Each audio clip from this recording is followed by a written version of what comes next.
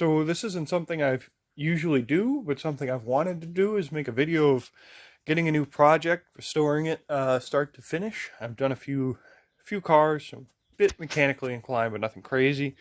I did go to college to become a painter, so something I've been working on in my garage is making it so that I can paint in here. So that's a big part of the project.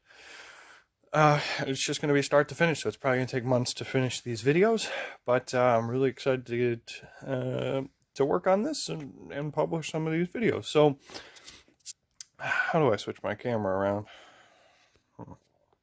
So I picked up this 1987 Honda Spree. I am in eastern Michigan, and these things are actually kind of tough to find around this area in decent condition and for a fair price. People want $600-700 for these things. Barely running or extremely high mileage, beat up. I found a guy, just happened to open my phone 15 minutes after he posted it. He wanted $250 for this, which I felt was an amazing deal. It's not running currently, but it looks like it's a good base. It's got about 2,000 miles on it, which it's up there, but I've seen these things go with like 4, 5, 6, 7,000 miles on them, so they're really well-made Honda scooters. This one in particular, and I did get into it a little bit already, but well, it's got all your light attachments in the front aren't an issue. The plastic's actually in pretty good shape. I did notice a bit of cracking on the footboards, which I'll have to debate if that's going to be a replace component or if there's something I can do with that, or maybe I don't have to do anything at all. It's got about 2,759 miles. The tail lights are no good. I don't know what happened. Maybe hit them in the garage. I did have the rear rack, but I think I like the earlier Honda Spree racks anyway, so I might be converting this back to that older style with the chrome rack and the tail lights attached. That's a $100 component, but being that my goal with this project isn't really to just fix it up and sell it, I want to give it to either my girlfriend or actually my mom's always wanted one, so I've considered doing that. Because I've spent a lot of time and energy learning how to paint, I'm going to be repainting it. I want to do a Herbie project, so it's going to be that off-white, whitish silver. It's going to have blue, green, and white stripe down the front here. It's going to have that numbering in the back, similar to the bike, and then I'll get the smaller Spree logo that they had on the earlier models, so that you still maintain that originality, the fact that it's a Spree, the fact that it's kind of a rare bike. So, you know, what I'm going to be doing is just setting you guys up, working on my time. Hopefully my camera doesn't fail. I've got this cool little nifty setup guy, so I'll just allow you guys to kind of watch me work. And as I get closer to the cool part for me, which is going to be painting it, you know, I'll record how I do that, and I hope you guys appreciate it, and yeah, hopefully it'll start up, but it hasn't yet. So anyway, let's get started here. Okay, so first thing I've done is pull the battery. Trick to show you guys: when you pull a battery that's been in a car or in a bike, ATV, boat, and it was left connected and has no voltage, you need to trick your charger into thinking it's actually hooked up to a battery. Obviously it is, but the voltage is so low, your charger's so smart, it thinks there's nothing connected. It's not going to start charging as a safety feature. So what you're going to do is basically jump the battery. So I hooked the battery up to the battery in my C3, started the charge, and then removed the jumper cables. And that way the battery charger had already started. It's now charging my small little 12 volt here for my bike. So we'll see if that actually works. Anyway, so I'll set you guys up and I'll just get started.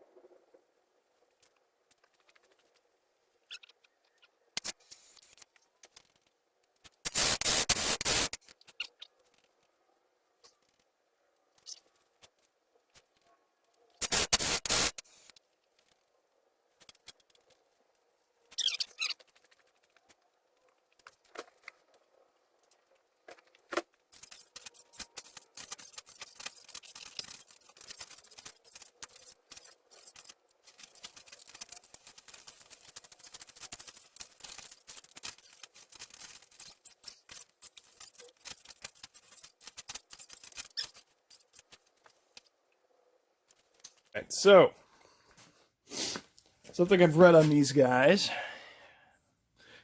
The air filter is very important. Without it, the engine will run lean.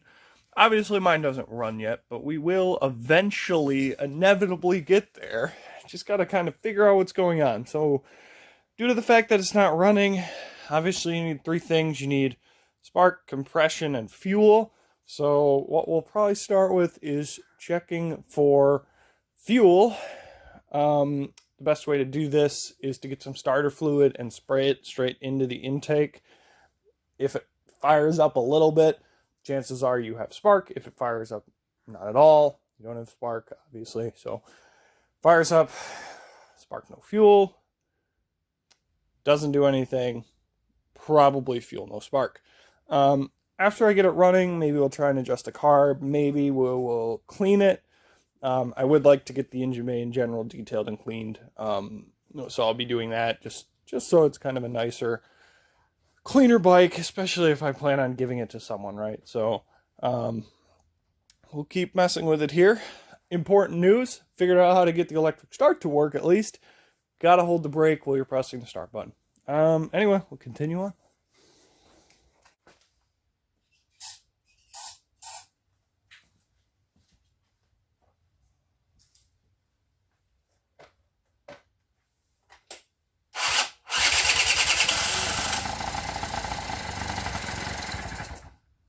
Oh! Alright. Okay, cool.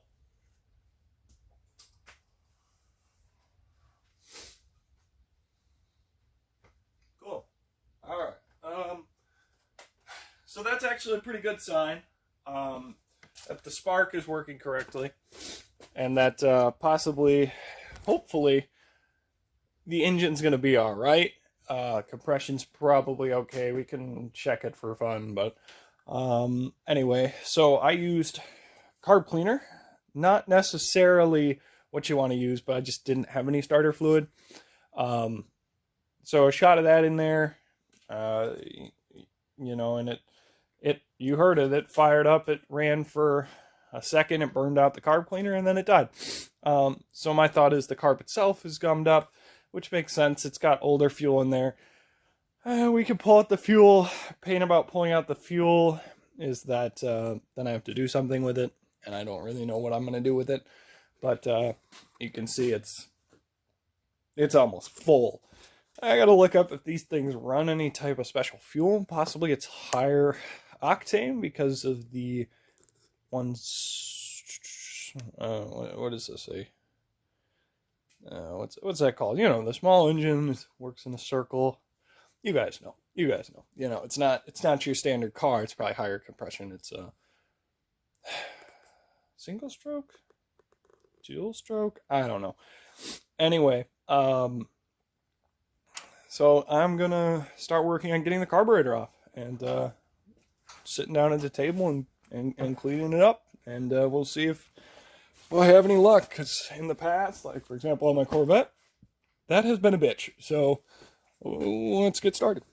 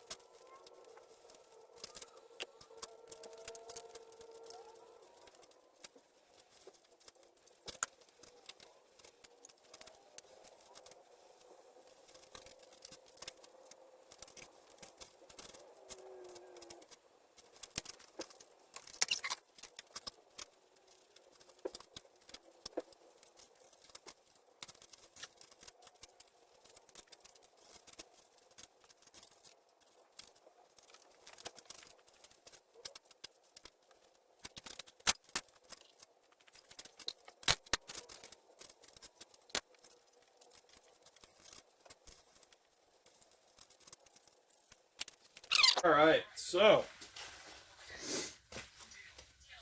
actually really easy to take off and pretty cool. Looks like this thing was made in Japan, so it's typically in the 80s very good for your type of ingenuity and functionality and high quality.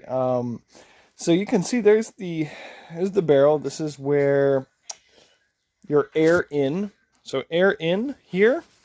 Sorry, let me hold it a little better for you guys. All right. Oh fuck. Air in. If my camera focuses. Pretty gunked up. It's kind of hard to tell on the camera, but yep. Okay, there you go. That's air in. Very dirty, very disgusting. Okay. I believe this bottom portion is your float. So we're going to take that apart. Hopefully actually find what we're looking for there. But in general functionality, I mean, what we're looking for is that it's dirty and we can clean it. General functionality, air comes in through here, your fuel in here, your fuel through the jets, which are also in there and will need to be cleaned. Actually, you can see your fuel air mixture valve. I'm doing a bad job holding this thing, but your fuel goes in. You can see your air mixture valve on the right side there. That's going to meter how much fuel actually enters the air canal. That is then going to go into the combustion chamber. I believe the bottom portion is the float. It's possible that it's in combination actually with the oil in, from what I could tell. That's because this is a one-stroke, and I'm not super familiar with one-stroke carburetors or two-stroke. Okay, let's restart. All right, so this is our 1987 Honda Spree carburetor. All right, here we go. Taking the carb apart.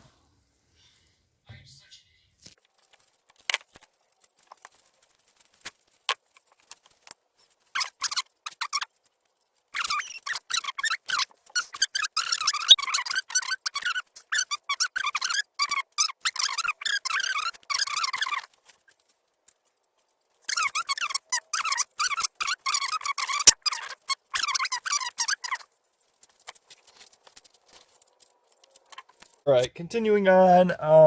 I did get this back together. You guys might have missed that portion as my phone died. Anyway, it looked like some of the jets were clogged, or at least the one jet, especially for the throttle, looked to be clogged. There was just a lot of general gunk in there. So I'm going to continue working on get this back onto the Honda Spree. I'm going to actually, sorry about the bad quality there, just using a regular phone, just kind of a regular person trying to make this thing work. I'm going to clean up the Honda gearbox there before putting it back on, replace the fuel lines, and see if it runs. I should replace the fuel, but in kind of a standard garage, when you take the fuel out, I don't really have anywhere to put it, so hopefully I can get it to run it through. And the fuel tank isn't too gunked up or anything, but if issues arise, you know what, maybe it's worth taking it off, cleaning it out. But you know what, let's get it back together and then make that decision. All right.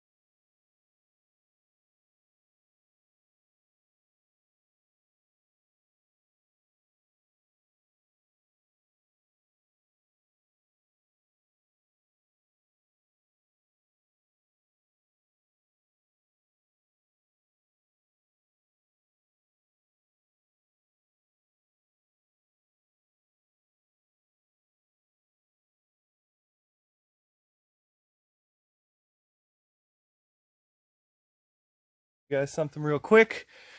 Any black components, plastic, this stuff, you're going to want to try it out.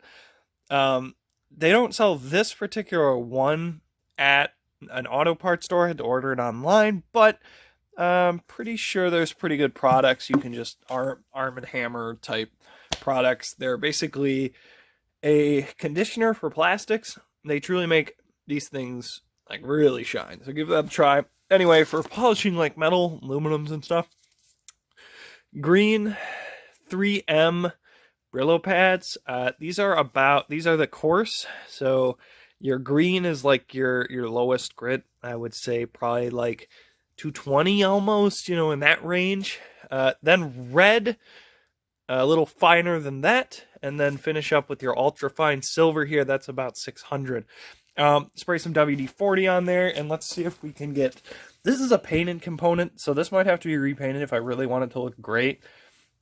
Let's see if we can clean up this dirty piece here.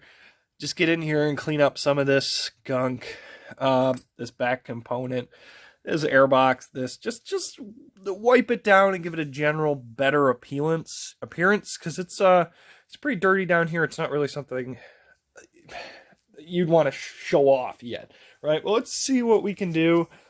Just general detailing, then we'll try and put the car back on there. Hopefully it'll start. It's possible it won't. I haven't drained the fuel, but one thing at a time, right? All right, cool.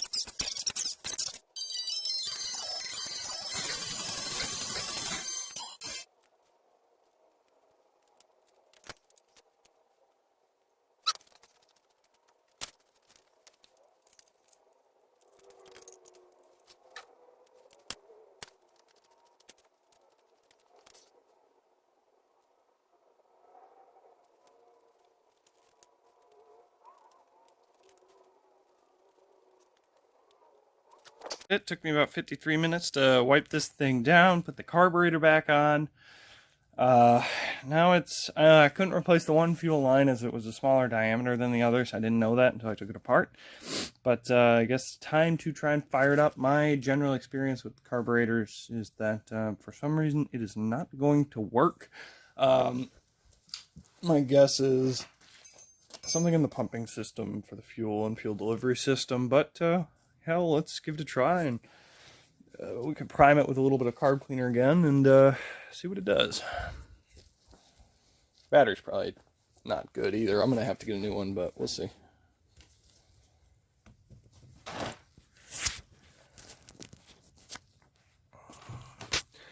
Also, very important to know, I have a ventilation system in my garage. I have an HVAC. So if this thing does start, I'm not suffocating. So, you know, keep general safety in mind. All right, let's try it again. So, sorry about my frustrations.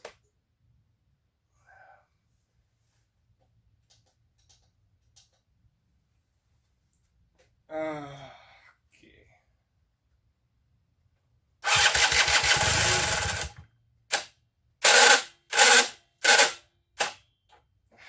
See, that's why is it doing that? We will eventually, hopefully, find out.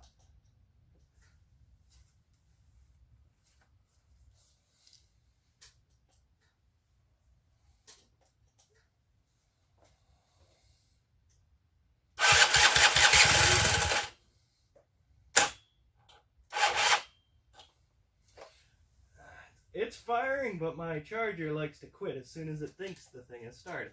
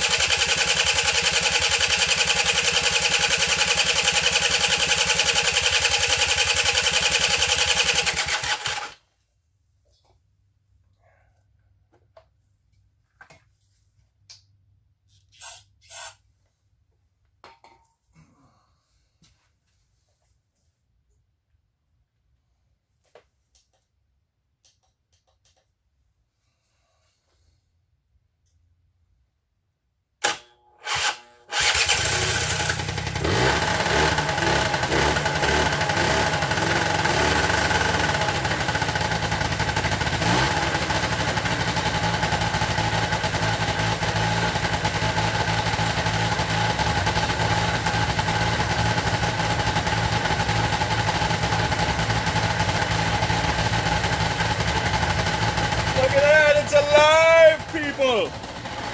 It lives! Alright, so a bit more information on what I had to do. Well, maybe I'll let it run a little bit and explain to you guys over here. Okay, so to actually finally get that thing started was cleaning the carb, and then when I put the carb on, the throttle cable was not actually installed correctly. It's going to have a poke-yoke system, but it's not super intuitive. So you'll notice that that thing needs to fully seat in the groove on the carburetor, and that'll give you the full response on the throttle. If not, you're basically wide open throttling it and it's not going to start. Anyway, I'm going to let it run a little bit, warm up, keep an eye on it, and I'm pretty excited.